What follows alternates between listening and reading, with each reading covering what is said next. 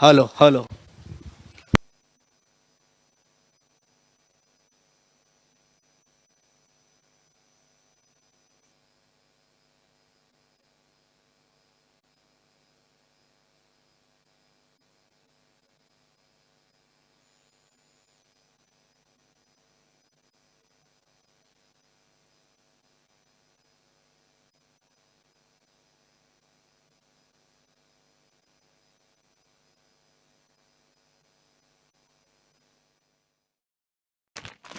बड़ी गर्मी है यार। भयंकर। बॉडी बन गई झरना, पंखे तू कुछ तो करना, लटके रहना, हाथ फैलाना, लेना सारे व्यू। पंखे व्हाट इज दिस? भाई साहब, हम आपसे पूछते हैं कि व्हाट इज दिस? अब ऐसी भयंकर गर्मी से राहत तो सिर्फ सिम्फनी एयर कूलर ही दे सकता है, जो पंखे जितनी बिजली में दे जबरदस्त कूलिंग। गर्मी को करो सिम्फनी। न ऐश का न द्वेष का, यह दंगल है देश का। सुलगती समस्याओं के जुलसते सवालों का होगा दंगल देश का। प्रशासन के प्रश्नों को लेकर होगा दंगल देश का। शिक्षा, स्वास्थ्य, समाज, कानून और व्यवस्था के आज क्या है हालात। सोमवार से शुक्रवार रोज रात 8 बजे जलपा क्षत्रिय के साथ दंगल देश का। નમસ્કાર દર્શક મિત્રો, આપ જોઈ રહ્યા છો કે ન્યૂઝ અને ન્યૂઝરૂમ લાઈવથી હું છું જીગર. દર્શક મિત્રો, જે પ્રમાણે વિધાનસભાની ચૂંટણીનું વર્ષ ચાલી રહ્યું છે અને 2022માં દરેક પક્ષોએ પોતપોતાની તૈયારીઓ પણ કરી દીધી છે, ત્યારે ભાજપે પણ રણશીંગુ ફૂંકી દીધું છે. સાથે સાથે પ્રમુખ સી.આર. પાટીલે એમપી અને એમએલએને ચોકલેટનું બોક્સ આપ્યું છે અને તેમાં સૂચના પણ ઉપર મારેલી છે કે હવે આવનારી ચૂંટણીની તૈયારીઓમાં લાગી જાઓ અને પોતપોતાના મત વિસ્તારમાં ચૂંટણીલક્ષી પ્રચાર જે હોય, ડોર ટુ ડોર કેમ્પેન હોય, તે કરવાનું શરૂ કરી દેવું જોઈએ તેવી સૂચના આપી દેવામાં આવી છે. ત્યાં આગળ કેબિનોમાં સાહેબ મળતા નથી, કારણ કે સાહેબ મિટિંગમાં છે તેવું બોર્ડ લાગેલું છે. શું છે વધુ વિગત તેની ચર્ચા કરીશું અમારા નેટવર્ક હેડ વિનોદ દેસાઈ પાસેથી. વિનોદભાઈ, સાહેબ મિટિંગમાં છે તેવા બોર્ડ જોવા મળી રહ્યા છે. જે પ્રમાણે હવે આગામી તમામ દિવસો તમામ રાજકીય પાર્ટીઓ ચૂંટણીને અનુલક્ષીને વિતાવશે. એમાં સરકાર હોય કે પક્ષો હોય, વિરોધ પક્ષ હોય કે એમનું સંગઠન હોય. સી.આર. પાટીલ સાંસદ પણ છે, ગુજરાત ભારતીય જનતા પાર્ટીના પ્રમુખ પણ છે. એટલે જ્યારે બધા મળતા હોય તો ભલે એટલે એક ડેકોરમમાં અવાજ ના ઉઠે પણ મજાક તો થતી જ હોય એમ. એટલે એક મજાક એવી ચાલી રહી છે કે સાહેબે બધાને ચોકલેટનું બોક્સ. સી.આર. પાટીલે એક ભોજન સમારંભનું આયોજન કર્યું, જેમાં જે બધા સાંસદો છે એમને ભરપેટ જમાડ્યા. એના પછી એક ચાંદીની લગડી આપી અને એક ચોકલેટનું બોક્સ આપ્યું અને બોક્સ ઉપર એવી સૂચના આપી કે હવે આપણે વિધાનસભાની ચૂંટણીઓના કામમાં જોતરાઈ જવું જોઈએ. એના કારણે એટલે હળવા મૂડમાં પણ અંદર અંદર સાંસદો ચર્ચા કરી રહ્યા છે કે જે પ્રમાણે હવે આપણને દોડવાની સૂચનાઓ આપી છે, એટલે ચૂંટણી વહેલી આવી શકે એવી આશંકાઓ બધા વ્યક્ત કરે છે. બીજી એક એવી વાત છે કે જીતુભાઈ વાઘાણી જે સરકારના પ્રવક્તા છે, તે વારંવાર કોઈ પૂછે કે ન પૂછે, ચૂંટણી તો ટાઈમે જ આવશે, અમે શું કામ વહેલી ચૂંટણી આવી, એવી સ્પષ્ટતાઓ કરે છે. એને લઈને પણ, અને બીજી તરફ જ્યારે કોઈને મળવા જવાનું હોય તો એક બાર બોર્ડ લાગે છે કે સાહેબ મિટિંગમાં છે એટલે મળ્યા છે નહીં. એટલે જાણે ચૂંટણીલક્ષી માહોલ ગુજરાતમાં તૈયાર થઈ ગયો હોય અને દરેક રાજકીય પાર્ટીઓ તેમાં જોતરાઈ ગઈ હોય, એ પ્રકારની આખી સિચ્યુએશન અને જે પરિસ્થિતિ ગુજરાતમાં ઊભી થઈ છે. કારણ કે ભારતીય જનતા પાર્ટી આમ પણ 24 કલાક 12 માસ ઇલેક્શન મોડમાં રહેનારી પાર્ટી, હવે જ્યારે માથે ઇલેક્શન હોય, ડિસેમ્બરમાં ઇલેક્શન તો ઓફિશિયલ છે, એની વહેલા આવશે કે કેમ એની અટકળો વચ્ચે બધી તૈયારીઓ કરવાની હોય.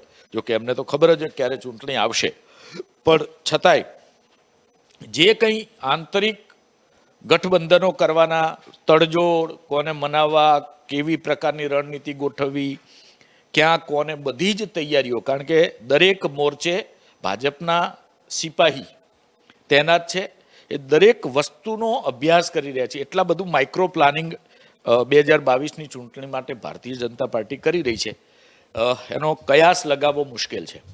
દરેક જણ જે અત્યારે ચાલુ ધારાસભ્ય છે, પૂર્વ મંત્રી હતા, અત્યારે મંત્રી છે, દરેકે 5 વર્ષમાં શું કર્યું, પાર્ટી માટે શું કર્યું, કોરોના કાળમાં શું કર્યું, એને ટિકિટ આપવાથી ફાયદો એ અગર નથી તો બાકીના 3 કોણ, એની પણ મોટા ભાગનું રિસર્ચ ઓલમોસ્ટ પૂરું થઈ ગયું છે.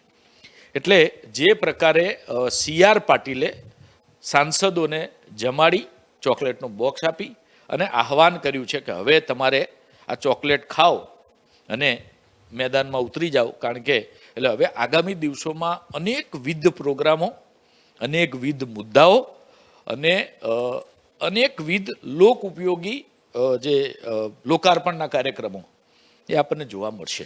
કારણ કે ભારતીય જનતા પાર્ટી એટલે ચૂંટાયેલી પાંખ અને સંગઠન બંને સાથે મળી અને એમાં કેન્દ્રીય નેતાગીરીનું જે માર્ગદર્શન તો ખરું જ, એટલે આપણા નરેન્દ્રભાઈ મોદી અને અમિત શાહનું પણ માર્ગદર્શન, એટલે કમ્પ્લીટ આખી રણનીતિની શરૂઆત જે ભારતીય જનતા પાર્ટી દ્વારા કરી દેવામાં આવી છે, એના ભાગરૂપે જ CR પાટીલે આ કાર્યક્રમ યોજ્યો. અને કમલમમાં અત્યારે બેઠકોનો ધમધમાટ ચાલે છે. એ અલગ અલગ સેલની બેઠકો હોય, અલગ અલગ મોરચાની બેઠકો હોય, અલગ અલગ સંગઠનો સાથે મળવાનું હોય. ચૂંટણીની તમામ રણનીતિનું એપી સેન્ટર કમલમ છે અને કમલમથી દર વખતે આપણે છેલ્લા ઘણા વર્ષોથી જોઈએ છે, કારણ કે પાર્ટી જે રીતે વર્ક કરી રહી છે, હજી જેમ દિવસો નજીક આવશે એમ ચૂંટણી કાર્યાલય અલગ જગ્યાએ બનશે, રણનીતિનું કાર્યાલય જે વોર રૂમ છે એ કમલમ રહેશે. એટલે 2 જગ્યાએથી દોરી સંચાર થશે એ હજી તો થોડી બહુ દૂરની વાત છે, પણ આ પ્રકારે ભાજપ રણનીતિ ઘડતું હોય છે, કામ કરતું હોય છે, ત્યારે ચોક્કસથી જે રીતે CR પાટીલે બધા સાંસદોને ચોકલેટના બોક્સ સાથે મેદાનમાં ઉતરી જવાનું આહવાન કર્યું છે, એના ઉપરથી એક કયાસ એ લગાવી શકાય કે પાર્ટી કોઈ પણ પ્રકારની કચાશ ચૂંટણી પ્રચારને લઈને રાખવા માંગતી નથી. જે રીતે ચૂંટણી પ્રચારને લઈને પાર્ટી કોઈ પણ પ્રકારની કચાશ નહીં રાખે, સાથે સાથે જે એક પ્રકારની વાતો આવી રહી છે તેમાં કોંગ્રેસના નવા સંગઠન સામે પણ અસંતોષ છે તેવી પણ વાત છે. ત્યારે ચૂંટણીનું વર્ષ ચાલી રહ્યું છે, આમ આદમી પાર્ટીના નેતાઓ આવી રહ્યા છે, કોંગ્રેસ તેની રણનીતિ ઘડી રહી છે, કેવી રીતે ઘડી રહી છે તે આવનારા સમયમાં ચર્ચા કરીશું. પરંતુ અત્યારે હાલ ભાજપે તો ચોકલેટના બોક્સ આપ્યા છે. ચર્ચા કરીશું અમારા વરિષ્ઠ પત્રકાર મયુર જાની સાથે. મયુરભાઈ, અત્યારે હાલ જે પ્રમાણે એક માહોલ બન્યો છે તેમાં ધારાસભ્યો ચોકલેટ ખાઈ રહ્યા છે. હા, અમે તે ચૂંટાયેલા જનપ્રતિનિધિઓ છે એમને તૈયાર કરવા હોય, દોડાવવા હોય પાછા, તો એમને પાછા જેને કહેવાય ને કે એમનો મૂડ બનાવવો જરૂરી હોય છે કે તમે જાઓ પબ્લિક વચ્ચે અને પાછા આપણે મત લોકોને એકઠા કરવાના છે અને ફરીથી સરકાર બનાવવાની છે. તો સ્વાભાવિક છે, એ એક પ્રક્રિયાનો ભાગ છે કે દરેક ક્ષેત્રમાં છે ને જીગરભાઈ, મોટિવેશનની અલગ અલગ પદ્ધતિઓ હોય છે. કોર્પોરેટ સેક્ટરમાં આપણે જેમ અલગ અલગ વર્ટિકલ્સ હોય, તમે કોઈ પણ એક સંસ્થા જુઓ તમે, તો એમાં અલગ અલગ વર્ટિકલ્સ હોય છે. તો એ વર્ટિકલ્સમાં એની પાસેથી દરેકને ટાર્ગેટ નક્કી કરેલા હોય અને ટાર્ગેટ પ્રમાણે આખા વર્ષ દરમિયાન દોડવાનું હોય અને એચિવમેન્ટ કરવાનું હોય. અચીવ થાય તો ઇન્સેન્ટિવ મળતા હોય છે અને અચીવ ન થાય તો લોકોના ડિમોશન પણ થતા હોય, ઘણા લોકોની નોકરીઓ જતી હોય છે.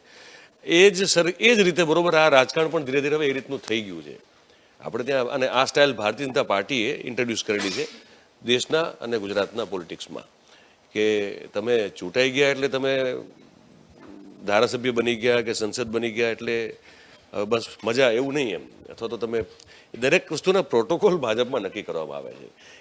એ પણ નોંધ કરવામાં આવે છે કે ભાઈ ધારાસભ્ય જે છે એ વિધાનસભા સત્ર હોય તો એ કેટલા દિવસ વિધાનસભામાં આવે છે, સંસદ સભ્ય હોય તો એની સંસદમાં હાજરી કેટલી હોય છે, ત્યાંથી લઈને કોણ સવાલો પૂછવામાં રસ દેખાડે છે, કોણ નથી દેખાડતું, અને એને લઈને પણ એક પ્રક્રિયા છે જેમાં એમને કહેવામાં આવતું હોય છે, એમને ઠપકો આપવામાં આવતો હોય છે, એમને સીધા કરવામાં આવતા હોય છે.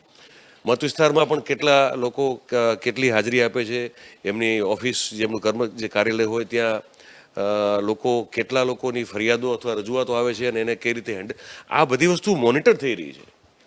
મજાની વાત એ છે કે આ બધી વસ્તુ મોનિટર થઈ રહી છે, છતાં એક સામે વિરોધાભાસ એ પણ છે કે રાજ્યમાં જે નથી થયા એવા કામોની યાદી સતત વધતી જાય છે.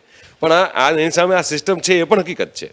હવે એ કેમ આટલી સિસ્ટમ ફૂલ પ્રૂફ ઊભી કરેલી હોવા છતાં કેમ હજી પણ અસંખ્ય કામો લટકેલા ઊભા છે પ્રજાના, એ એક અલગથી ચર્ચાનો વિષય છે. પણ આ વાસ્તવિકતા છે. એટલે ચોકલેટ તો ખવડાવી અમને, વાત બરોબર છે, પણ સામે એક ટાર્ગેટ છે. હવે એ ટાર્ગેટ છે ગુજરાતની વિધાનસભા 2022ની ચૂંટણીને જીતવાનો ખાલી નહીં, પણ કમસે કમ 150 બેઠકો તો જોઈએ આ એમને ગાંઠ મારેલી છે આ વખતે. એનાથી ઉપર જેટલી આવી શકે એટલી, પણ 150થી ઓછી નહીં. અને સામે આ વખતે એન્ટી ઇન્કમ્બન્સી હું માનું છું કે કદાચ સૌથી વધારે હશે. કારણ કે 2017માં હચુડચું થતાં એમને માંડ સરકાર બનાવી, આંદોલનોનો એક સમય હતો. અત્યારે કોઈ સામાજિક કે જાતિગત આંદોલન તો રાજ્યમાં છે નહીં, પણ જે પ્રજા જે હેરાન થઈ રહી છે અત્યારે, આ તમે જુઓ 10 દિવસમાં પેટ્રોલના ડીઝલના ભાવ કેટલા વધી ગયા છે, કોમર્શિયલ ગેસના બાટલાનો ભાવ વધી ગયો, પાછળ જે આપણે ઘરમાં વપરાતો રસોઈ ગેસ છે એના પણ ભાવ બિલકુલ વધવા જઈ રહ્યા છે એવા સમાચાર આપણને મળી રહ્યા છે. એક આજે રિપોર્ટ આપણે વાંચ્યો એમાં પણ એ આપણે જોયું કે છેલ્લા 2 વર્ષમાં ખાદ્ય તેલ અને ઈંધણના ભાવમાં 1.5 ગણાથી વધારો છે. પ્લસ વપરાશની જે વસ્તુઓ છે, લીંબુ સાહેબ 240 રૂપિયા કિલો છે અત્યારે. આ જીવન જીવવા માટે જે લોકો કશમકશ કરે છે, સંઘર્ષ કરે છે, અને જે લોકોની આવક ઘટેલી છે, આવક ઓછી થયેલી છે, બેરોજગાર થયેલા લોકો છે, 1 કરોડ અને 21 લાખની ઉપર તો નોંધાયેલા ગરીબો છે આ રાજ્યની અંદરમાં. તો આ જે પ્રશ્નો છે, ખેડૂતોના પોતાના પ્રશ્નો છે, વીજળીના એમને લઈને બધા પ્રશ્નો છે, ડૉક્ટરો આજથી હડતાલ ઉપર ઉતરેલા છે, સરકારી ડૉક્ટરો, જે NPPA લગાડવાની વાત છે, જે એનો અમલ નથી થતો એને લઈને આ સ્થિતિઓ વિકટ છે. એન્ટી ઇન્કમ્બન્સી એની ચરમસીમાઓ પર આ વખતે આપણને દેખાવાની છે. એવામાં ચોકલેટનું બોક્સ આપવાથી ખબર નહીં સંસદ સભ્યો કેટલા મોટિવેટ થશે, પણ મને એટલી સમજ પડે છે અને મારી પાસે એ પ્રમાણે થોડી જાણકારી પણ છે કે જે ભાજપનું મોવડી મંડળ છે, એ મોવડી મંડળ આ બધી સ્થિતિઓ ઉપર ખૂબ બારીક નજર રાખી રહ્યું છે. એમને ખબર છે કે આ વખતે જીતવું એ ખાલી લહેર ઉપર, વેવ ઉપર કે 5માંથી 4 રાજ્યો જીતી ગયા છે એની કોઈ સકારાત્મક અસર ઉપર ગુજરાત જીતાશે એ અઘરું છે. અને બીજું એમને ખબર છે કે કોંગ્રેસમાં આ વખતે પણ કોઈ નેઠા નથી, પણ એમને એક સામે એ પણ ડર છે કે જે એક બહુ જ આક્રમકતાથી એક પાર્ટી ગુજરાતમાં અત્યારે આવી રહી છે, આમ આદમી પાર્ટી, એને લઈને પણ એ લોકો સચેત અને ચિંતિત બંને છે. એ સ્થિતિમાં પોતાના જે સાંસદો અને પોતાના ધારાસભ્યો હોય, જે લોકો ચૂંટાયેલા છે, જે પોતાની જે તે ક્ષેત્રની જનતાને રિપ્રેઝેન્ટ કરે છે અને પાર્ટીને પણ એ રિપ્રેઝેન્ટ કરે છે, એવા લોકોને કામે લગાડવા માટે એમને જરૂરી જે પણ સૂચના અને સાથે મોટિવેશન આપવું એ ખૂબ જરૂરી વસ્તુ છે. અને એના ભાગરૂપે આપણે આ ચોકલેટવાળી ઘટનાની વાત કરી રહ્યા છીએ. જી, જે રીતે આગળના સમાચાર આવી રહ્યા છે તે પેટ્રોલ ડીઝલના ભાવ વધારાને લઈને આવી રહ્યા છે દર્શક મિત્રો, કારણ કે આજે પણ ફરીથી ભાવ વધારો નોંધાયો છે. 4 રાજ્યોની ચૂંટણી, 5 રાજ્યોની ચૂંટણીના કારણે ભાવ વધારો જે હતો તે સ્થગિત કરેલો હતો, પરંતુ છેલ્લા 10-12 દિવસથી જે સતત 80 પૈસા, 20 પૈસા, 85 પૈસા કરીને જે ભાવ વધારો થઈ રહ્યો છે તે અત્યારે હાલ ખિસ્સાને બાળી રહ્યો છે. કારણ કે ટ્રાન્સપોર્ટેશન મોંઘું થઈ ગયું છે, દરેક જીવન જરૂરી ચીજ વસ્તુઓ મોંઘી થતી જઈ રહી છે. અનાજ, કઠોળ, શાકભાજી, હમણાં મયુરભાઈએ વાત કરી તેમ લીંબુમાં પણ 40 રૂપિયાને જે લીંબુ મળતા હતા કિલોએ તે અત્યારે 150 પોણા 200 રૂપિયાએ પહોંચ્યા છે. ત્યારે આ મોંઘવારી ક્યાં જઈને અટકશે અથવા તો સરકાર શું પગલાં લઈ શકે છે તેનું કોઈ હજી દિશા સૂચન જ નથી. કારણ કે પીસાઈ રહી છે પ્રજા, મોંઘવારીની અંદર પ્રજા પીસાઈ રહી છે અને તબક્કાવાર જે કિંમતો વધી રહી છે તેને લઈને ખોટ ભરપાઈ કરવા માટે હાલ કેન્દ્ર સરકાર જે તબક્કાવાર વધારો કરી રહી છે તેવું લાગી રહ્યું છે. ચર્ચા કરીશું અમારા નેટવર્ક હેડ વિનોદ દેસાઈ પાસેથી. વિનોદભાઈ, ફરીથી આ જે ભાવ વધારો અને આપણે જે પ્રમાણે રોજ ચર્ચા કરી છે તેમ ફરીથી એક વખત ચર્ચા જ કરવાની, કારણ કે સરકારને તો જાણે ક્યાંય મતલબ લેવા દેવા જ ના હોય તેવું વર્તન છે. પેટ્રોલ પંપ પર આપણે જ્યારે પેટ્રોલ પુરાવા જઈએ ને ત્યારે લોકોના રિએક્શનો સાંભળવા જેવા રિએક્શન હોય છે. કોઈ કહે છે કે આ ધીરું ઝેર છે, રોજ 10 પૈસા 80 પૈસા 90 પૈસા 80 પૈસા 90 પૈસા વધારવાના, જેથી લોકોને ખબર પણ ન પડે, રોજ 100 રૂપિયાનું પુરાઈને જવાવાળો જતો રહે. એટલે રોજ જે બદલાતો છેલ્લો આંકડો, જે પૈસાનો આંકડો છે, એ 2 દિવસ પહેલાં અખિલેશ યાદવે કીધું કે જો આવી જ રીતે વધતું રહ્યું તો મને એવું લાગે છે કે આનો આંકડો ક્યાં પહોંચશે નક્કી નથી.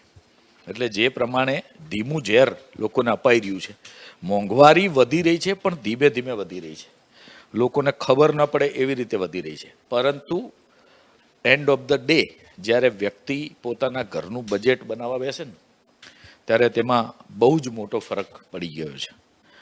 પેટ્રોલ ડીઝલ મોંઘું થાય એટલે ટ્રાન્સપોર્ટેશન મોંઘું થાય. આજે કોઈ જ વસ્તુ એવી બાકી નથી કે જેમાં આ છેલ્લા આપણે એનડીએની સરકાર અથવા તો નરેન્દ્રભાઈ મોદીની સરકારના 7-8 વર્ષ કે 9 વર્ષની વાત કરીએ તો એમાં જે પ્રકારે પહેલો દિવસની મોંઘવારી આજની મોંઘવારીનો જો અંદાજ કાઢશો ને તો મને એવું લાગે છે કે ભારતના ઇતિહાસમાં ક્યારેય ન જોયેલી મોંઘવારી હોય એ પ્રકારનો માહોલ મને તો દેખાઈ રહ્યો છે.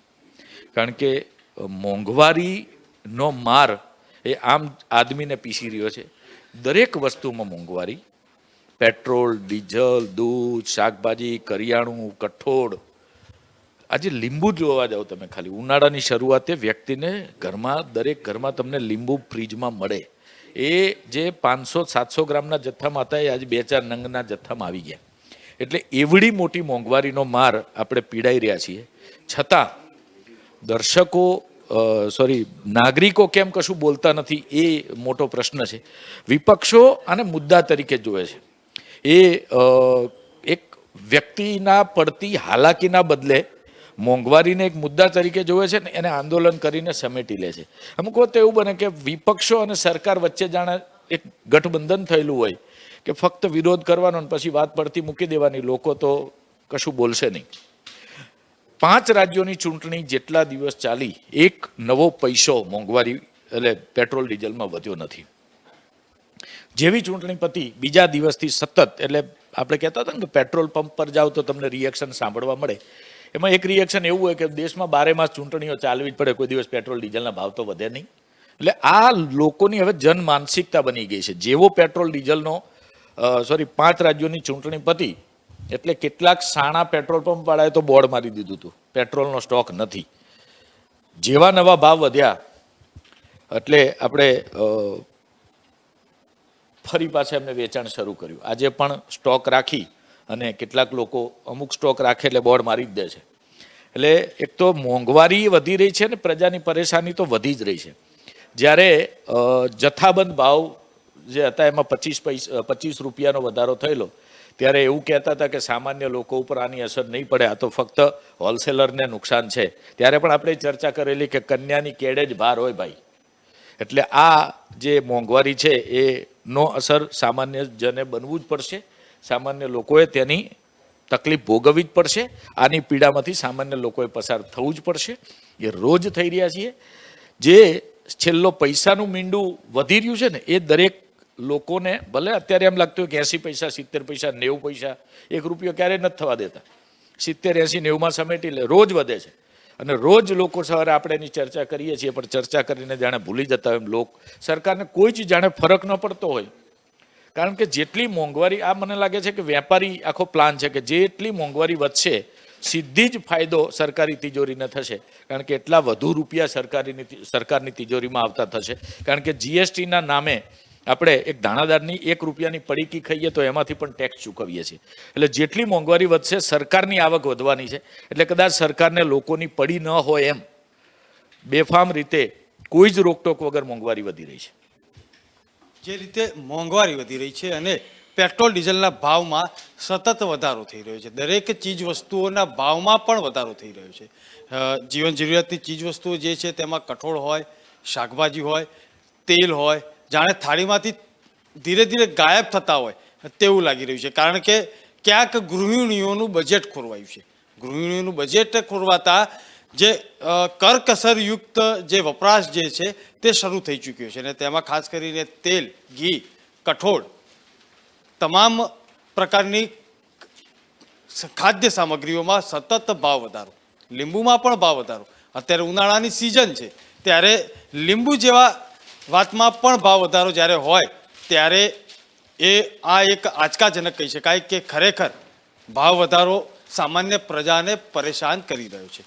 અમારા સહયોગી મયુર જાની પાસે ચર્ચા કરીશું. મયુરભાઈ, જે રીતે મોંઘવારી વધી રહી છે અને જે રીતે એક ગ્રાફ ઊંચો જઈ રહ્યો છે, આ રિપોર્ટ છે સાહેબ, બહુ ઇન્ટરેસ્ટિંગ રિપોર્ટ છે. આજે આપણે દર્શકો સુધી પહોંચાડીએ રિપોર્ટને કે એક ડેટા આખું એનાલિસિસ કરવામાં આવેલું છે અને એમાં એમ કહે છે કે કોવિડ બાદ લોકોના પગારમાં 10થી 15% માંડ વધારો થયો છે, પણ મોટાભાગની વસ્તુઓ જે છે એના ભાવ 1.5 ગણા થઈ ગયા છે. અને 2 વર્ષમાં ખાદ્ય તેલ, પેટ્રોલ, ડીઝલના ભાવ 1.5 ગણા વધ્યા.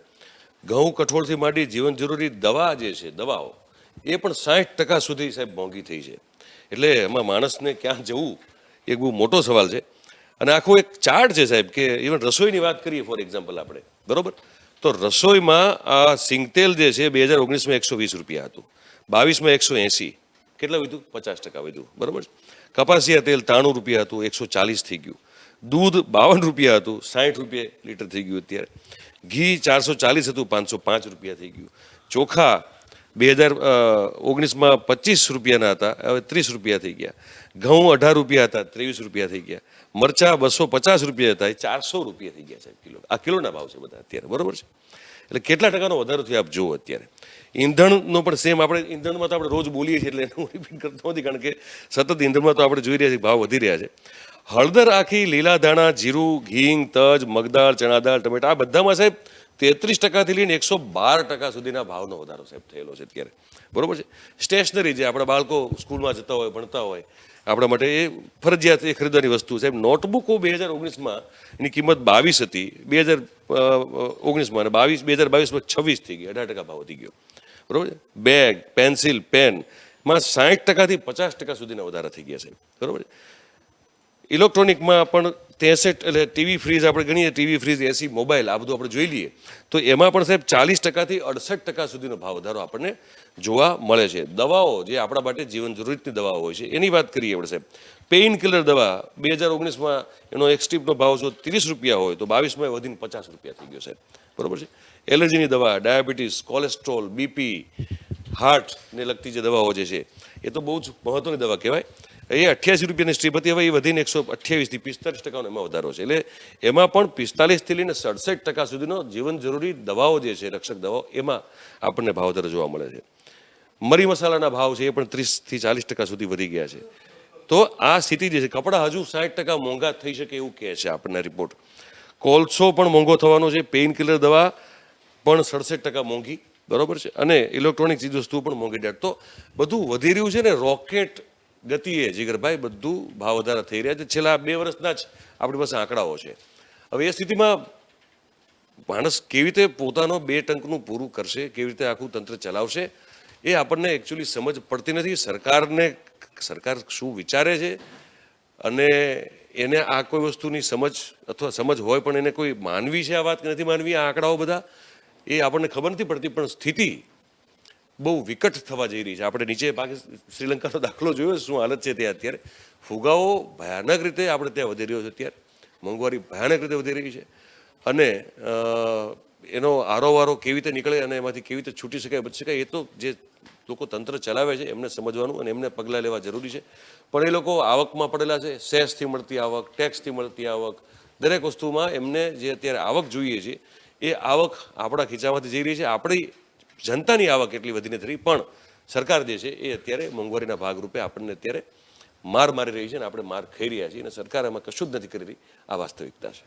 જે રીતે મોંઘવારી દિવસે ને દિવસે વધતી જાય છે અને સાથે સાથે દિવસે ને દિવસે જેમ મયુરભાઈએ જે વાત કરી તે ભાવ જે છે તે સતત વધી રહ્યો છે. આવનારા સમયમાં ક્યાં પહોંચશે મોંઘવારી, તેની ચર્ચા કરી રહ્યા છે. અમારા સહયોગી ફૈઝાન પાસે આવીએ. ફૈઝાન, જે રીતે પેટ્રોલ ડીઝલના ભાવ આજે પણ વધે, દિવસે ને દિવસે જે પ્રકારે મોંઘવારી એ ચરમસીમાએ પહોંચી રહી છે તેનો સ્પષ્ટ ચોક્કસ ઉદાહરણ છે જે સામે આવી રહ્યા છે. દરરોજ નવા નવા ભાવ જે છે ઝીંકાઈ રહ્યા છે. પેટ્રોલ ડીઝલની વાત કરવામાં આવે કે ખાદ્ય તેલની વાત કરવામાં આવે, એટલે તમામ જે ચીજ વસ્તુના છે ભાવ વધી રહ્યા છે. અને હવે તો લીલા શાકભાજી પણ એટલા જ મોંઘા બનતા હોય તે પ્રકારની સ્થિતિ જોવા મળી રહી છે કે જે ગરમીનો સમય, જ્યારે લીંબુ શરબત એટલે લીંબુ બહુ મહત્વના ગણવામાં આવે છે, તે સમયે માત્ર 40 રૂપિયા ગરમી પહેલાં મળતા હતા અને આજે તેનો ભાવ 200 રૂપિયાથી પણ પાર આંબી ચૂક્યો છે. એટલે કહી શકાય છે કે જે મોંઘવારી દિવસે ને દિવસે સામાન્ય જનતા તેમજ ગરીબ વર્ગના જીવનો વધારે મુશ્કેલ બનતું હોય તે પ્રકારની અતિ મુશ્કેલીનો સામનો કરવો પડી રહ્યો હોય તે પ્રકારની સ્થિતિ હાલ જોવા મળી રહી છે. પેટ્રોલ ડીઝલ ભાવની અસર સીધી જે છે તમામ ચીજ વસ્તુઓ પર જોવા મળી રહી છે, કેમ કે જીવન જરૂરિયાતો વસ્તુ જે મોંઘી થતી હોય તો પછી શોખ મોતની વસ્તુ તો દૂર રહી. આ એક પ્રકારે મોંઘવારીને કેવી રીતે કાબૂમાં લેવામાં આવે તે માટે સરકાર તે લોકો રજૂઆતો કરી રહ્યા છે. એવી જ આ ઘટના છે કે દિવસે ને દિવસે જે પ્રકારે કોરોનાની લહેર ચાલી હતી સમગ્ર દેશભરમાં અને આવી જ રીતે ભારતમાં મોંઘવારીની લહેર ચાલી રહી છે અને સમગ્ર રાજ્ય સહિત દેશના જેટલા લોકો છે તે આ લહેર સામે ઝઝૂમી રહ્યા છે અને દિવસે ને દિવસે તમાચા મારતી સરકાર હોય એવી રીતે જનતા ઉપર ભાવનો વધારો ઝીંકીને તમાચો મારી રહ્યો તે પ્રકારની સ્થિતિ જોવા મળી રહી છે. લોકોનું પગારનું જે ધોરણ છે તે ત્યાં ને ત્યાં છે, હોવા છતાંય આવક કરતાં જાવક વધારે છે. તેવી રીતે લોકોએ પોતાનું બજેટ કેવી રીતે કરકસરમાં કાઢવું પડી રહ્યો છે, કેવી રીતે બજેટ સેટ કરેલું હોય તે બગડી ગયો છે. લોકોનું બજેટ ખોરવાનું કારણ મુખ્ય વાત છે કે રાંધણ ગેસના ભાવમાં વધારે થતાં ગૃહિણીઓ પણ હવે રોષે ભરાઈ છે.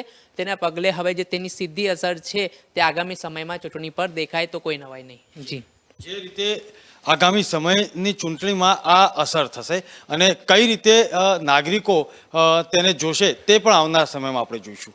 આગળના જે મહત્વના સમાચાર જે આવી રહ્યા છે તે હરામી નાળાથી આવી રહ્યા છે. કચ્છના જે નાળામાંથી BSFે એક પાકિસ્તાની બોટ ઝડપી છે. જે બોટ ઝડપી છે તે દર્શક મિત્રો BSFે હરામી નાળા ખાતેથી પાકિસ્તાનની બોટ ઝડપી છે. આ એક મહત્વના સમાચાર જે આવી રહ્યા છે અત્યારે હાલ તે BSFની કાર્યવાહી જે થઈ રહી છે તેને લઈને આવી રહ્યા છે. પાકિસ્તાની બોટમાં 4 થી 5 માછીમારો સવાર હતા તે પણ એક માહિતી આવી રહી છે અને બોટ પર શંકા જતા BSFે આ બોટને ઝડપી પાડી છે. સાથે સાથે જે BSFને માછીમારોના સાધનો કબજે કરીને વધુ તપાસ BSFે હાથ ધરેલી છે અને જે સમાચાર મળી રહ્યા છે તે મહત્વના સમાચાર છે કે BSFે પાકિસ્તાની બોટ ઝડપી છે અને 4 થી 5 તેમાં માછીમારો સવાર હતા. તેને લઈને જે એક સમાચાર આવી રહ્યા છે તે અત્યારે હાલ મહત્વના સમાચાર આવી રહ્યા છે, કારણ કે પાકિસ્તાન અને ઇન્ડિયાની જે બોર્ડર છે ત્યાં આગળ આ એક હરામી નાળા આવેલું છે. ત્યાં આગળ વારંવાર આ પ્રકારની ગતિવિધિઓ પાડોશી દેશથી થતી હોય છે. ત્યારે આજે મહત્વની કામગીરી રૂપે BSFે એક કાર્યવાહી કરી છે અને 4 થી 5 માછીમારોને બોટ સાથે ઝડપી પડ્યા છે. વધુ ચર્ચા કરીશું અમારા નેટવર્ક હેડ વિનોદ દેસાઈ પાસેથી. વિનોદભાઈ, ફરીથી આજે બોટ ઝડપાઈ છે. જીગરભાઈ, આ આપણે આપણા દર્શકોને બતાવી દઈએ કે ભારત પાકિસ્તાન બોર્ડરનો જે કચ્છનો ઇલાકો છે એમાંથી કેટલોક જ્યાં સરક્રીકવાળો ઇલાકો છે ત્યાં તાર ફેન્સિંગ શક્ય નથી. બાકીના વિસ્તારમાં તાર ફેન્સિંગ થઈ ગયું છે. એ ગુજરાત અને રાજસ્થાનની બોર્ડર સુધી અને એ આગળ પછી બોર્ડર જાય છે ત્યાં તાર ફેન્સિંગ છે, પરંતુ આ જે સરક્રીક હરામી નાળાનો આ વિસ્તાર છે ત્યાં તાર ફેન્સિંગ શક્ય નથી, કારણ કે ત્યાં દલદલ છે, એટલે કાદવ કિચડ અને ક્યારેક એમાં ભરતીના સમયે પાણી હોય, બાકી કાદવ કીચડ હોય. એટલે આવા સમયે પાકિસ્તાન તરફથી એનો લાભ લઈ અને ઘણી વખત પાકિસ્તાની માછીમારોની બોટો, કેટલીક વખત ભૂલી પડેલી બોટો અને ક્યારેક કોઈ ઈરાદા સાથેની બોટ આ વિસ્તારમાં ઘૂસી આવતી હોય છે. ગયા વર્ષે આપણે જોયું તો પાકિસ્તાની આ વિસ્તારમાંથી અનેક બિનવારસી ચરસના પેકેટો મળી આવ્યા હતા. નશીલા પદાર્થોના પેકેટો મળવાનો સિલસિલો યથાવત હતો. એટલે આ એ વિસ્તાર છે કે જ્યાં ભારત વિરોધી ગતિવિધિઓને અંજામ આપી શકાય છે. હવે BSF દ્વારા આ વિસ્તારમાં સતત પેટ્રોલિંગ કરાતું હોય છે. જ્યારે એમાં દરિયાનું પાણી ભરતી હોય એવા સમયે ઓવરક્રાફ્ટ એને બોટ કહેવાય છે, એનું એક એક્ઝેક્ટ નામ છે, પણ એ બોટથી અને જ્યારે બોટ ચાલી શકે એવી સ્થિતિ ન હોય ત્યારે એ પગ ઢીચણ સુધી ખૂંચી જાય એ વિસ્તારમાં BSF દ્વારા ચાલતા પણ પેટ્રોલિંગ કરવામાં આવે છે. કારણ કે આ વિસ્તારને રેઢો મૂકવા જેવો વિસ્તાર નથી, કારણ કે ત્યાંથી આસાનીથી ભારતમાં ઘૂસણખોરી કરી શકાય એ પ્રકારની સ્થિતિ છે. એટલે જે પ્રકારે શક્ય હોય એ પ્રકારે BSF ચોકન્ના બનીને આ વિસ્તારમાં પોતાનું પેટ્રોલિંગ ચાલુ રાખતી હોય છે. ગત રાત્રિએ લગભગ 8:30 વાગ્યા પછી 2 શકમંદ બોટો BSFને દેખાઈ અને તરત જ જે ડ્યુટી ઉપર તૈનાત ટીમ હતી તેમને આ લોકોને પડકાર્યા અને રાતના અંધારાનો લાભ લઈ એક બોટ અને માછીમારો ફરાર થવામાં એ સફળ રહ્યા, પરંતુ એક બોટ ઝડપી પાડવામાં આવી છે. હવે મોટાભાગે આ માછીમારી બોટ હોય છે, છતાં પણ ચિંતાનો વિષય એટલા માટે છે કે જે રીતે માછીમારી બોટ આવી એ રીતે બીજું કોઈ પણ આવી શકે છે. એટલે કોઈ પણ પાકિસ્તાનથી તરફથી થતી ગતિવિધિને ખૂબ ગંભીરતાથી લેવાય છે. કોઈ પણ પ્રકારની કચાશ એમાં રાખવામાં આવતી નથી. આ બધા એવા વિસ્તારો છે ક્યારેક અસ્થિર મગજના લોકો, ભૂલ્યા ભટક્યા લોકો પણ એન્ટ્રી લઈ લેતા હોય છે અને એનું બંને દેશોની જે ફ્લેગ મિટિંગ થાય એમાં સમાધાન કરીને એમને પરત મોકલી દેવામાં આવતા હોય છે. સમયાંતરે ફ્લેગ મિટિંગો પણ થતી હોય છે. એના જ ભાગરૂપે કેટલીક વાર પાકિસ્તાને પકડેલા ભારતીય માછીમારો અને ભારતે પકડેલા પાકિસ્તાની માછીમારોને છોડવાની પણ આખી પ્રોસેસ થતી હોય છે. પરંતુ જે પ્રમાણે પાકિસ્તાનની નજર ભારતીય બોટો ઉપર હોય છે, એટલે અવારનવાર પાકિસ્તાની મરીન જેવો લાભ મળે એવો ભારતીય માછીમારો અને ભારતીય બોટને અપહરણ કરી જતી હોય છે. આવા કેસોમાં જે થતું હોય છે કે જે ફ્લેગ મિટિંગ અને બંને દેશો વચ્ચે થતી સમાધાનકારી વાતચીતોના ભાગરૂપે માછીમારોને છોડવામાં આવે છે, પરંતુ મહામૂલી મોંઘી બોટો એ ત્યાંની ત્યાં રહી જાય છે. એના એન્જિન કાઢી નાખવામાં આવે છે, એના જે બોટો છે એનો બીજી રીતે ઉપયોગ કરવામાં આવે છે. એટલે આ જે બધી ચોકરના રહેવા, કારણ કે ભારતમાંથી પાકિસ્તાન ગયેલી બોટ એનો ઉપયોગ કરીને પણ કેટલીક વખત પાકિસ્તાની ઘૂસણખોરો જે ભારત વિરોધી પ્રવૃત્તિઓ માટે ભારતમાં આવતા હોય તેમાં પણ આ બોટોનો ઉપયોગ થાય છે કે કેમ, તે પણ એક ચિંતાનો વિષય હોય છે. એટલે આ જે વિસ્તાર છે, કારણ કે બાકીનો જે ગુજરાતની અને પાકિસ્તાનની સરહદનો વિસ્તાર છે એ ખૂબ સેફ છે, કારણ કે બોર્ડર એના તાર ફેન્સિંગ, કમ્પ્લીટ તાર ફેન્સિંગ છે. એટલે બીજા વિસ્તારોમાં ચિંતા ઓછી હોય છે. ફક્ત જે દરિયા કિનારો અને હરામી નાળાનો જે વિસ્તાર છે ત્યાં BSF કોઈ પણ પ્રકારની ઢીલાસ કે કચાશ રાખતી નથી અને પેટ્રોલિંગ કરતી હોય છે. આવા સમયે અવારનવાર પાકિસ્તાની બોટો ઝડપાવાનો લગભગ આ છેલ્લા 2 મહિનામાં જ વાત કરીએ તો 5મી ઘટના મારા ખ્યાલથી છે, જો આંકડામાં ભૂલ ના થતી હોય તો. અને ગયા 2 વર્ષમાં અનેક પેકેટો ચરસના આ જ વિસ્તારમાંથી મળી આવ્યા હતા. એટલે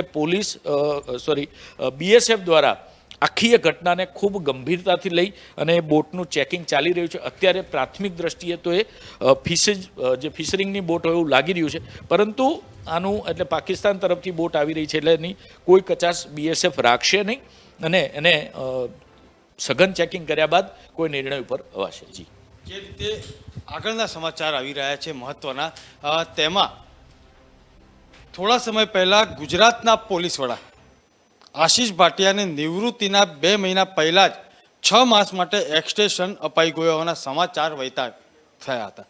હવે વાત જે છે આવી રહ્યું છે કે ભાટિયાને એક્સટેન્શન આપ્યું તો કોણે આપ્યું, અને નરેશ પટેલ થકી પાટીલની મુશ્કેલીઓ વધારવા પાછળ આનંદીબેન પટેલનો દોરી સંચાર છે તેવી પણ વાતો સર્ચાઈ રહી છે.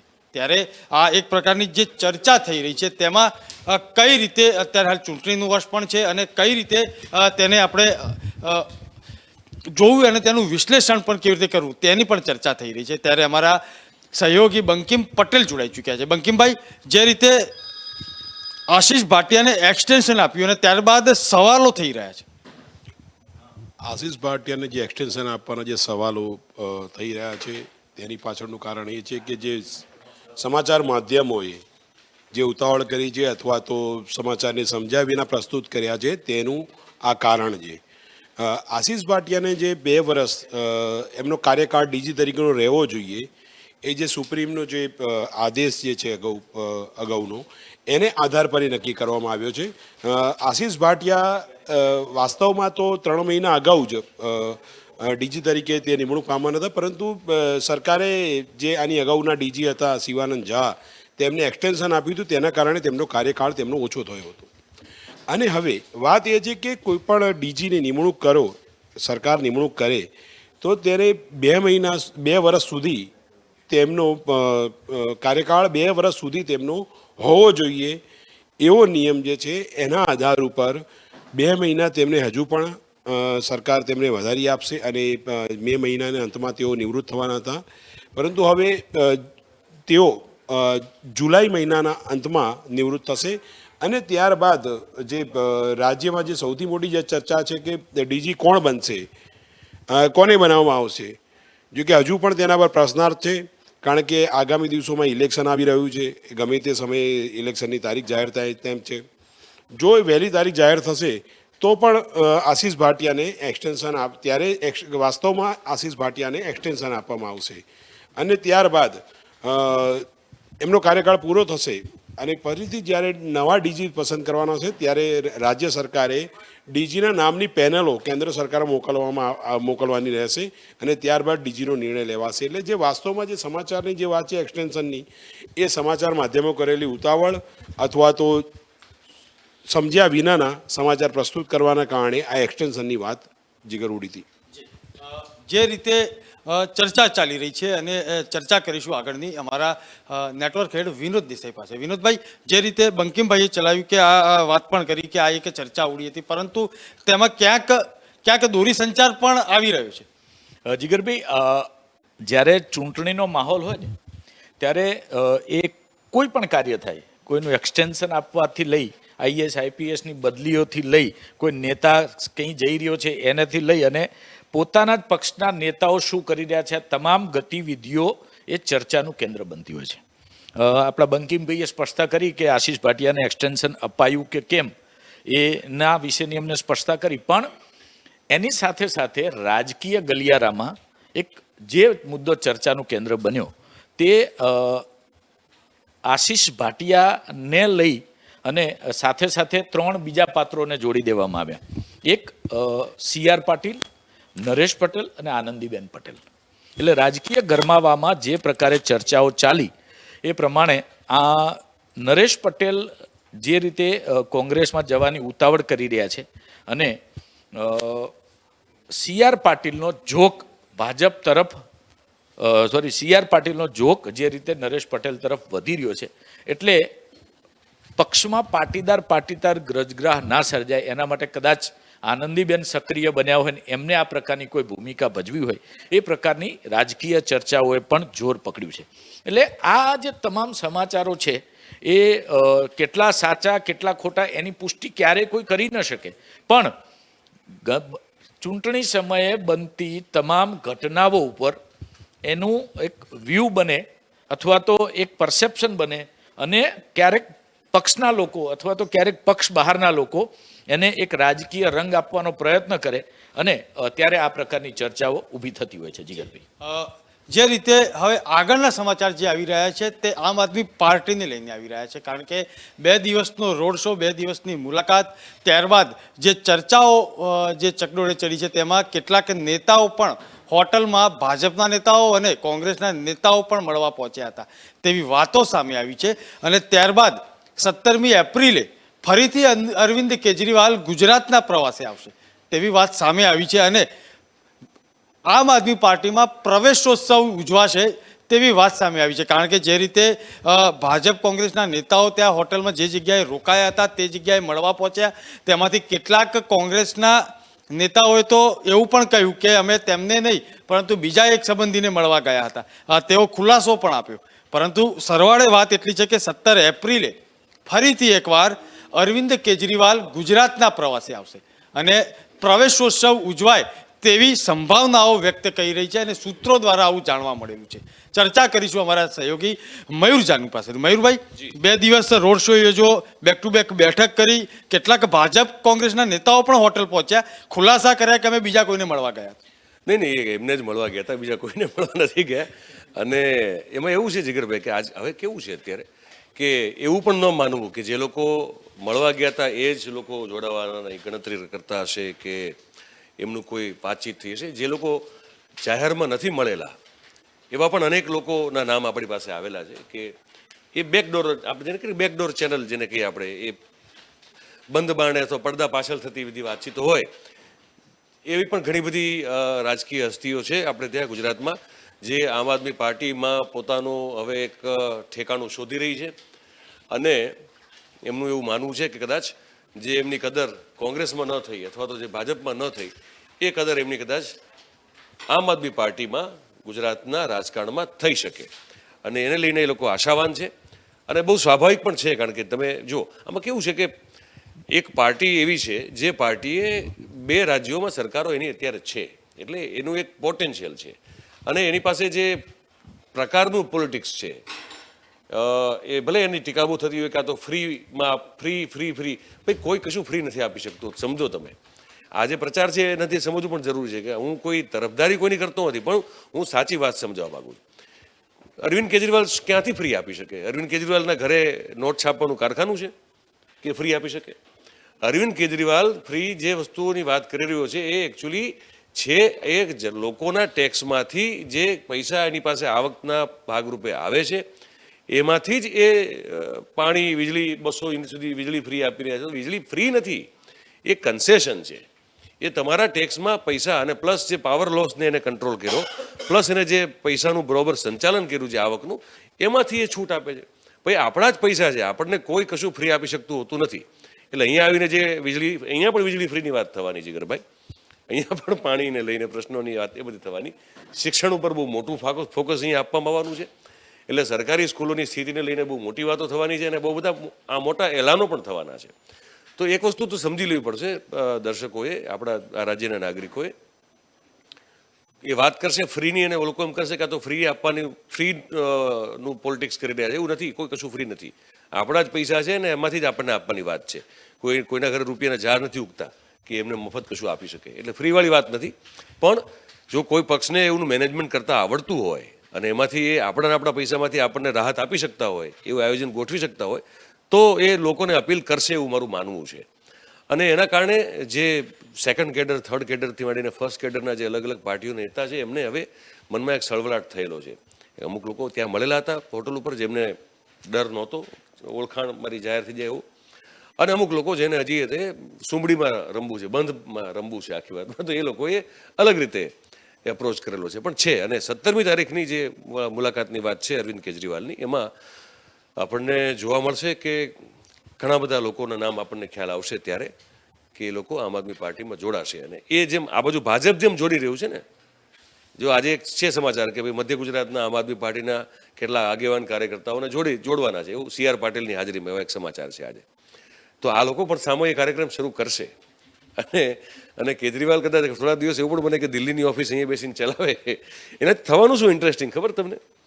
થવાનું એ છે, જે હું બહુ વરિષ્ઠ પત્રકાર છે ગર્ગ સાહેબ, એની સાથે જ્યારે હું એક શો આપણો જે કરતો હોઉં છું દસ્તક, તો મારી સાથે મેં વાત થતી હતી.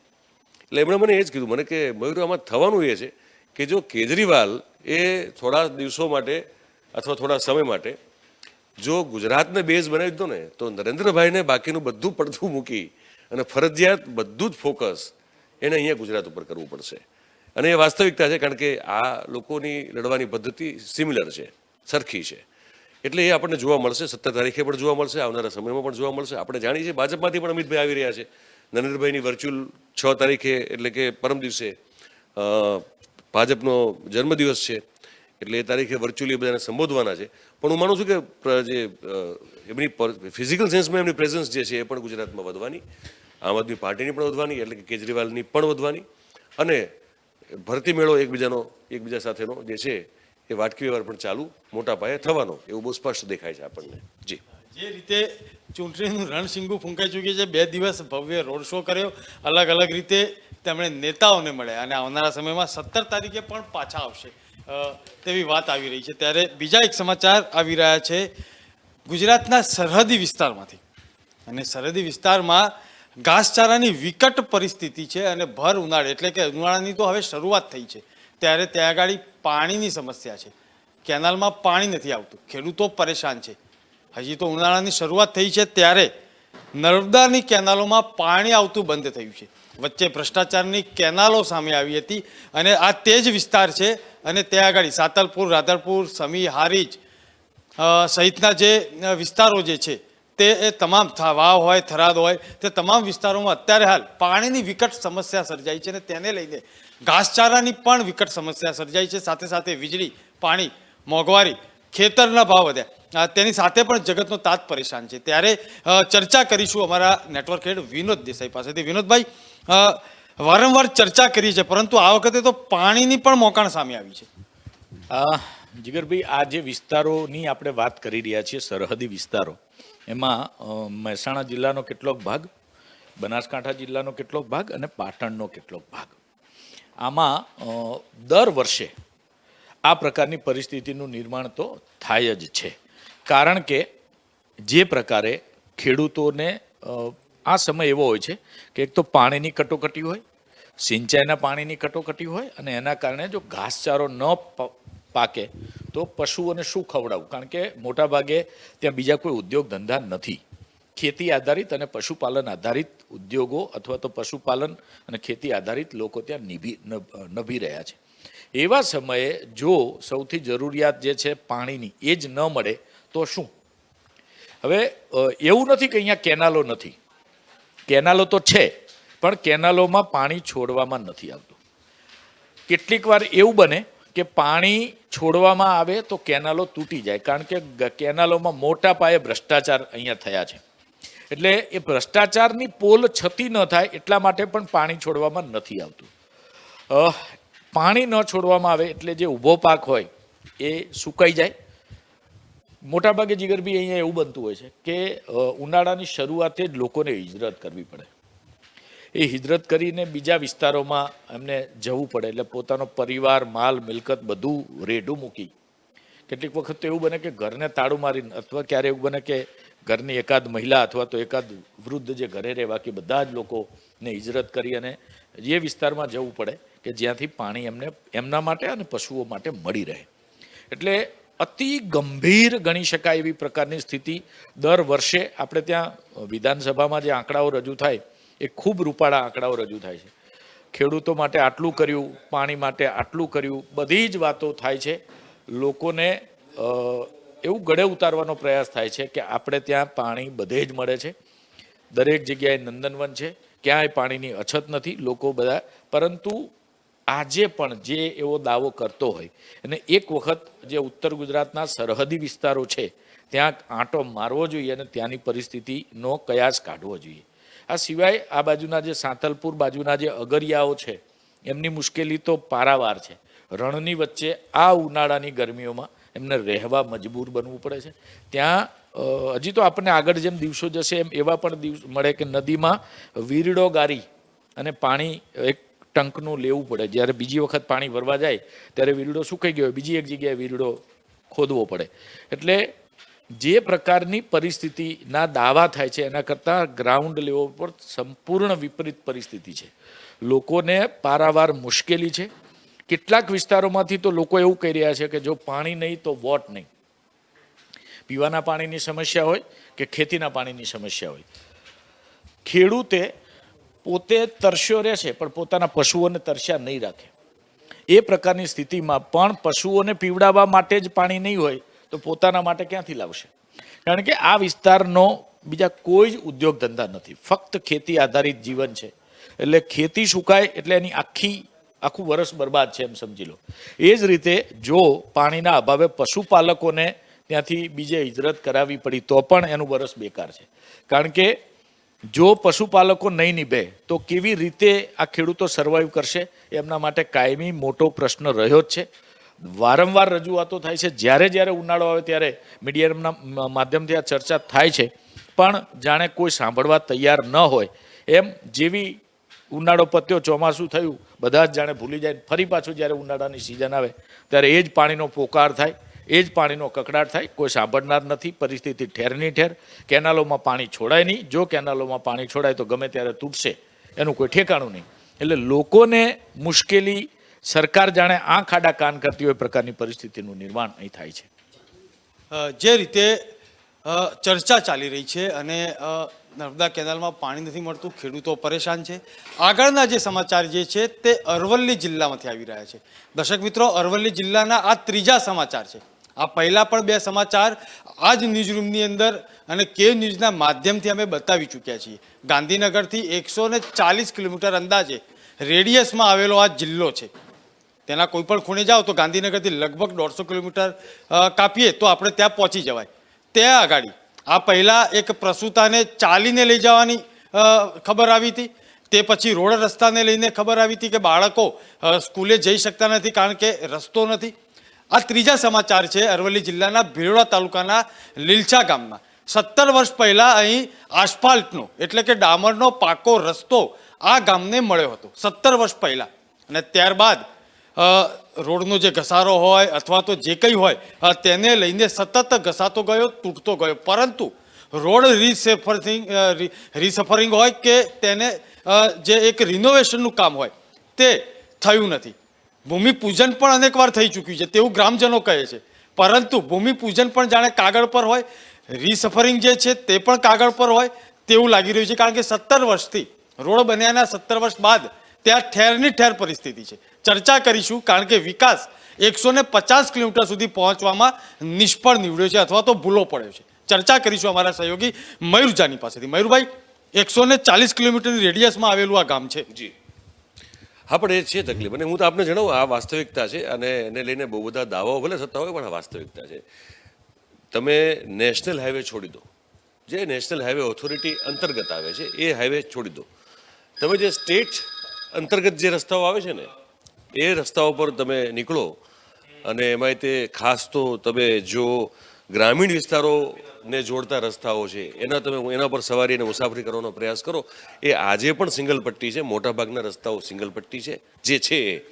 અને એની હાલત એવી જ છે કે જે તમે જાઓ તો તમને અડધો ફૂટ 1.5 ફૂટના તમારે જમ્પ આવે તમારા અને શરીરના સાંધાઓ હલી જાય તમારા. હવે આ રોડ જે આપણે જોઈએ છીએ એ તો રોડ છે જ નહીં. બેઝિકલી કાગળ ઉપર છે એવું કહે છે કે મંજૂરી મળી ગઈ હતી અને બની ગયું, પણ એવું છે નહીં. હવે આ વાસ્તવિકતા છે અને એને લઈ એને રજૂઆતો થયા રાખે છે, બધું થાય છે. પણ આમાંય છે ને બહુ બધા ફેક્ટરો કામ કરે છે જીગરભાઈ. એ જાણવું પડશે કે આ જે રોડ જે છે જ્યાં નથી બન્યો, હવે એ લોકો કોના વોટર છે, કઈ પાર્ટીને વોટ આપી રહ્યા છે, એ લોકો કોંગ્રેસના વોટર છે કે લોકો ભાજપને વોટ આપે છે, ત્યાં કોણ જીતે છે, નગરપાલિકા કોની છે, પંચાયત કોની છે, જિલ્લા પંચાયત કોની છે, ત્યાંથી જે માણસ ચૂંટાઈને ગયેલા છે જનપ્રતિનિધિઓ એ કઈ પાર્ટીના છે. આ બધી વસ્તુ બહુ મેટર કરે છે. મેં જોયું છે, મેં આટલા વર્ષોના રિપોર્ટિંગમાં જોયું છે કે એ બધી વસ્તુઓ બહુ મેટર કરે છે કે કોઈ જગ્યાએ બહુ જ સરળતાથી કોઈ કામ જનતાનું થઈ શકતું હોય છતાં પણ કેમ થતું નથી. હમણાં આપણે થોડા દિવસ પહેલાં એક સમાચાર જોયા હતા, આપ સૌનું ધ્યાન હશે, હું એને રિમાઇન્ડ કરાવી દઉં કે 13,000થી ઉપર કરોડ રૂપિયાના જિલ્લા પંચાયતને જે તાલુકા પંચાયતને જે આપવાના જે પૈસા હોય ને એ રિલીઝ થયા જ નહોતા. વિકાસના કામો એમને કરવાના છે ને ભાઈ, તાલુકા લેવલે જિલ્લા લેવલે તો આજ બધી બોડી કામ કરશે ને. તો એ પૈસા રિલીઝ નથી થયા બજેટમાંથી, તો ન થયા હોય તો કામ ક્યાં જ થવાના હતા. તો આ સ્થિતિ છે. અને આપણે જાણીએ છીએ કે 2021 સુધી 5 વર્ષ સુધી જે તાલુકા જિલ્લા પંચાયતોમાં મહત્તમ જેનું પ્રભુત્વ હતું, સત્તા હતી, કબજો હતો, એ કોંગ્રેસ હતી. તો એ વખતે પણ લોકો દેકારા કરતા હતા, પોકાર કરતા હતા કે અમને અહીંયા પૈસા અને ગ્રાન્ટ નથી મળી રહી ને અમે કામ કરી શકતા નથી. તો એના સમાચાર એની પૂર્તિ કરે છે. તો આવા પણ કારણો હોઈ શકે છે. એટલે તમે કીધું કે વિકાસ પહોંચ્યો નથી, એવું નથી. વિકાસને એ બધું જોવું નથી. તમે વિકાસ તો દારે ત્યાં પહોંચી શકે એમ છે, પણ વિકાસને જે દિશામાં નથી જોવું એ દિશામાં વિકાસ જોતો નથી. અને જો નથી જોતો તો એ જે વિકાસની અમી દ્રષ્ટિ ન પડે તો વિકાસના ફળ ક્યાંથી મળવાના હતા. તો એ વાસ્તવિકતા છે. આપણે એને અત્યારે હસવામાં અથવા તો થોડુંક આપણે એને હળવું બનાવવાનો પ્રયાસ કરીએ છીએ, પણ જે લોકો એ રસ્તાઓ પરનો ઉપયોગ કરતા હશે એની શું સ્થિતિ હશે. આપણે તો પીડા છે એને આપણું કામ જ પીડા વહન કરવાનું છે, એટલે આપણે તો એ કરી રહ્યા છીએ. પણ જે લોકો ત્યાં રોજ મુસાફરી કરતા હશે, એમની માંગ હશે, એ માંગ પૂરી નહીં થઈ હોય, નથી થઈ જ સુધી, એ લોકોની સ્થિતિ શું હશે, એ લોકો શું વિચારતા હશે, ત્યાં એમના જે પણ પ્રતિનિધિઓ હોય કે એમના વિશે એમના મનમાં શું વિચાર હશે, એ બીજા બધા લોકોએ પણ વિચારવાની જરૂર છે. જ્યાં જ્યાં કામ નથી થતા ત્યાં પ્રજાએ ઊભા થઈને એના જે પ્રતિનિધિ હોય એમનો કોલર પકડવાની જરૂર છે. અને એમ કરશો તો જ છેક ઉપર સુધી આ જશે, તો જ કામ થશે. બાકી જ્યાં સુધી આ તો એવું છે, વિકાસને એ બધું દેખાતો જ નથી, તમે શું કરશો? મુદ્દો એ છે. જે રીતે આગળના સમાચાર આવી રહ્યા છે તે ડૉક્ટરોની હડતાલને લઈને આવી રહ્યા છે. તબીબોની હડતાલ જે છે તે આજે રાજ્યભરમાં શરૂ થઈ ચૂકી છે અને 10,000થી વધુ તબીબો હડતાલ પર ઉતર્યા છે. રાજ્યની તબીબી અધ્યાપકો જે છે તે હડતાલ પર છે અને તેના કારણો જે છે તેમાં મુખ્યત્વે 7મા પગાર પંચ પ્રમાણે એરિયસની ચૂકવણું, સેવા સળંગણવી, પ્રમોશન, તબીબોને કોરોના વોરિયર તરીકે સેવા કરી તેમાં 30 તબીબો રિટાયર થયા અને તેમાંથી પણ 2ના તો મોત પણ થયા છે. ત્યારે આ રિટાયર તબીબોને પેન્શન નથી મળતું. આ સમગ્ર વાતોને લઈને રાજ્યભરના અધ્યાપકો અને તબીબો, મેડિકલ કોલેજના અધ્યાપકો અને તબીબો આજે હડતાલ પર છે અને અંદાજે 10,000થી વધુ તબીબો હડતાલ પર છે. ચર્ચા કરીશું અમારા સહયોગી ફૈઝાન પાસેથી. ફૈઝાન, કોરોના વોરિયર્સનું રૂપકનું નામ આપ્યું, પણ તે જ આજે હડતાલ પર ઉતરવાનો વારો આવ્યો છે. ચોક્કસથી જે પ્રકારે રાજ્યમાં કોરોનાએ ભરડો મચાવ્યો હતો, કોરોનાએ કહેર મચાવ્યો હતો, તે સમયે જે પોતે અડીખમ ઊભા રહીને આપણે બહાર આવ્યા હતા, લોકોની મદદે આવ્યા હતા. તેમને અલગ અલગ નામથી પણ પ્રયોજવામાં આવ્યો હતો, તેમની કામગીરીને બિરદાવવામાં આવ્યો હતો. તે સમયે પણ ડૉક્ટરો જે છે ભગવાનના રૂપ તરીકે લોકોને સેવામાં ઉતર્યા હતા. તો જ એ સમયે જે માંગણીઓ હતી, ઘણી માંગણીઓ કોરોના સમયમાં પણ આપણે જોઈ છે કે તેમને સંતોષાય એવી માંગણીઓ સરકાર સમક્ષ રજૂ કરવામાં આવી છે અને વાટોઘાટો પણ કરવામાં આવ્યો. ત્યારબાદ કેટલીક વાર હડતાળો સમેટી લેવામાં આવી હતી. ન માત્ર પહેલી હડતાળ, અગાઉ જ આપણે જોઈએ કે 2 વર્ષના સમયગાળા દરમિયાન ડૉક્ટરો દ્વારા અનેક હડતાળો કરી દેવામાં આવી છે અને ફરી એકવાર આજથી જે છે રાજ્યના 10,000 જેટલા તબીબો દ્વારા હડતાળનું એલાન કરવામાં આવ્યું છે. એટલે કે જે હડતાળમાં મેડિકલ અધ્યાપકો, એટલે કે અધ્યાપકો, પ્રોફેસર તરીકે પણ કહેવાય ને સહિત જે તબીબો, સિનિયર ડૉક્ટરો છે તેઓ હડતાળ પર ઉતરી ચૂક્યા છે અને અચોક્કસ મુદ્દતની હડતાળ જે છે તેમણે એલાન કર્યું છે. સરકાર સમક્ષ જે છે તેમણે માંગણીઓ કરી છે કે જે પહેલાંની હડતાળોના વાયદાઓ છે જે અત્યાર સુધી સંતોષાયા નથી, તેને લઈને તેમનો વિરોધ છે જે જોવા મળી રહ્યો છે. કેટલીક એમરજન્સી સેવાઓ અને ઓપીડી થી પણ તેઓ અળગા રહેશે અને જ્યાં સુધી આ વાતનું કોઈ સમાધાન નહીં આવે ત્યાં સુધી સરકાર સામે તેઓ બાયો ચડાવીને હડતાળ કરશે તેવી પણ વાત તેમણે ઉચ્ચારી હતી. તેના પગલે સુરત, વડોદરા, રાજકોટ, અમદાવાદ સહિતના મહાનગરોમાં સવારથી જ જે છે તમામ જે આરોગ્ય મેડિકલ સેવાઓ ખોરવાઈ જતા છે. આરોગ્ય જે દર્દીઓ છે તે હાલાકીમાં મુકાયા છે અને દર્દીઓના સગાઓ પણ ભારે હાલાકીનો સામનો કરી રહ્યા છે. પરંતુ જે અંગે આરોગ્ય મંત્રી ઋષિકેશ પટેલે પણ એક નિવેદન આપ્યું હતું કે ચર્ચા વિચારણા કર્યા બાદ 95% જેટલી માંગણીઓ ડોક્ટરોની સંતોષાઈ ગઈ છે અને જે કોઈ પણ નાની મોટી માંગણીઓ હશે અમે લોકો શાંતિથી એનું સમાધાન લાવીશું અને ઉકેલ લાવીશું. તે બાબતને લઈને અત્યારે પણ ચર્ચાઓ ચાલી રહી છે ને આ કેટલા દિવસ સુધી આ હડતાળો ચાલશે તે હવે આગામી સમય બતાવશે. કેમ કે ફરી એકવાર મેદાને જે છે ડોક્ટર એસોસિએશન પડ્યો છે તેના કારણો ઘણા હોઈ શકે છે. 7મા પગાર પંચની વાત હોય કે પછી પેન્શન યોજના હોય કે પછી ડોક્ટરો જે પ્રકારે પોતાની સેવા આપી, કોરોનામાં સેવા આપતા સમયે જે છે મોત નિપજ્યા હતા, તેમનું પછી જે વળતર મળવું જોઈએ તે પ્રકારે વળતર ન મળતા હોવાની અનેક જે રજૂઆતો છે તેમણે સરકાર સમક્ષ મૂકી છે અને જે યોગ્ય ઉકેલ આવે તે માટે માંગણી કરવામાં આવી રહી છે. જો યોગ્ય ઉકેલ નહીં આવે તો ચોક્કસ મુદ્દતની હડતાળ સાથે જે છે તેઓ આંદોલન કરશે. જી દર્શક મિત્રો, ન્યૂઝરૂમ લાઈવથી બસ આટલું જ. આવતીકાલે ફરીથી મળીશું. ત્યાં સુધી મને રજા આપશો. નમસ્કાર.